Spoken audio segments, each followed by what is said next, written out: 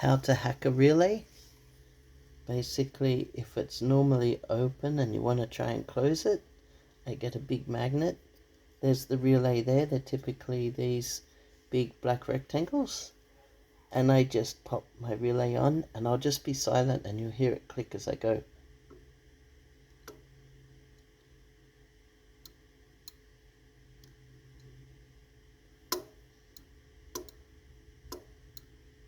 You hear that click?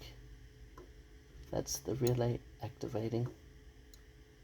The other thing you can do, if it's latched closed and it should be open, you can just give it a technical tap with the screwdriver and hopefully it'll release if it's been stuck for a while.